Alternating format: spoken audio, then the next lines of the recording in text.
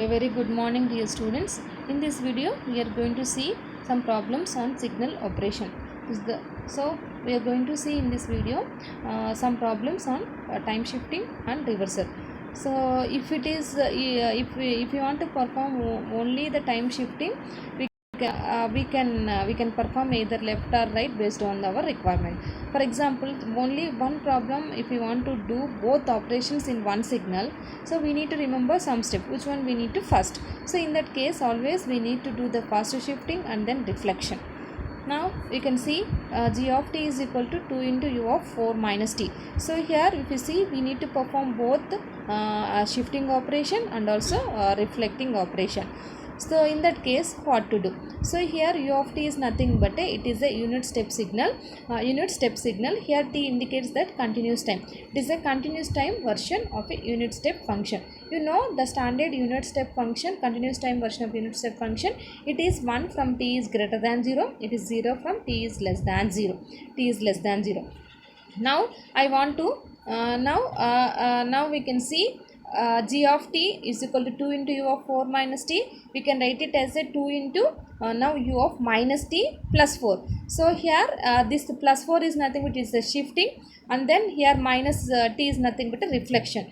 So if we want to perform two operations in a one problem, always we should remember first we need to do the shifting, and then we can after shifting we need to apply the reflection. So here u of t plus 4. So first I am going to perform u of t plus 4. So it is nothing but here t naught is plus 4. T naught is plus 4 is nothing but we are going to shift u of t by left hand side by 4 steps, and then once if you got that one, we are going to perform reflection on u of t plus 4 to get u of minus t plus 4. The same thing here I did it, that this is nothing but here minus 4. We are going to shift it. Now if you perform if you perform reverse reflection of u of minus t plus 4, we will get it as a z of t, and here amplitude is there too.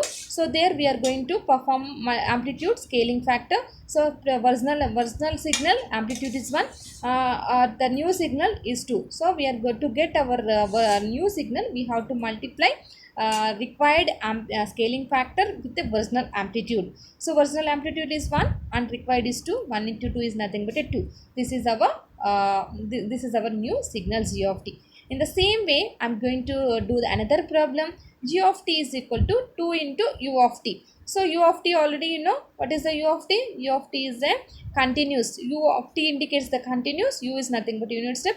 Continuous time unit step signal. It is the 1 for t is greater than 0. It is 0 for t is less than 1.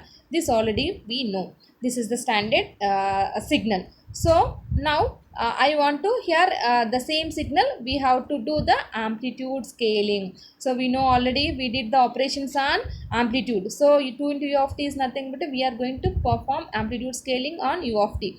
The original signal is 1. The new signal is nothing but we will get it as a 2. So here amplitude is nothing but a 2. Amplitude here you can write it as a 2. Now we'll do some other problem.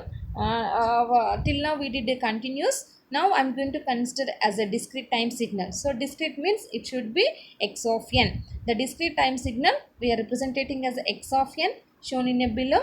I'm going to sketch x of minus n plus 2 and x of minus n.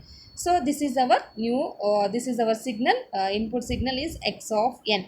Okay, x of n. Now I'm going to perform the first one is x of minus n plus 2. First one is x of minus n plus 2. So here also we are going to perform two operations, that is first one is shifting and then next one is reflection. The first step I am going to do x of n plus 1. So I will get it. I am going to perform x of n left by 2 to get x of n plus 2. So here you can see this is our x of n. So shifting the left hand side. So 3 is becomes shifted to here 1 2. So it becomes here from 1 to this side. So after that we are going to reflect this one. So minus 1 becomes here plus 1 becomes minus 1. Here this will be opposite. The folding, using the folding property, this will come as a ulta. So I'm going to perform reflection operation on x of n plus 2 to get our original signal, new signal x of minus n plus 2. Now the next one is nothing but a reflection, time reflection x of n. I am going to perform time reflection operation to get x of minus n. See here, x of minus n, how we'll get it? So here that we have the values only at n is equal to 0, 1, 2, 3. If you apply the time reversal operation on this signal x of n, this will be ulta. This will be ulta is nothing but like a folding property. So 3 becomes minus 3, 2 becomes minus 2, and 1 becomes minus 1. Okay. Next one is time scaling. So the time scaling refers to the multiplication of the variable by a real positive constant. So now here a is greater than 1. The signal, the new signal y of t is already we know it is the compressed version of x of t. If a is less than 1, the new signal y of t is the expanded version of x of t. So that only we are going to represent it as a y of t is equal to x of at. Here a is the scaling factor. Now I am going to consider my discrete time. In terms of a discrete time means instead of t, we need to write it as n. Y of n is equal to x of an. Now we'll do one problem on scaling. So this is my x of n. I want to perform x of 2n. X of 2n, how to perform? So we need to multiply. See, the time axis only we are going to time scaling. This is the time scaling operation. We are going to do it. So wherever the time axis, all the time values we need to divide it with a scaling factor. What is the scaling factor we want? X of 2n, here scaling factor is 2. So minus 6 divided by 2, minus 5 divided by 2, minus 4 by 2, minus 3 by 2, minus 2 by 2, minus 1 by 2, 0. Like that we need to do all the time values divided by the scaling factor. So you know the discrete is nothing but if you have 1.5, we should not consider, only we need to consider only the discrete values, minus 3, minus 2, minus 1, 0. So the value, the x of 2n value, it is the compressed version of the original signal. I hope you understood. Thank you all.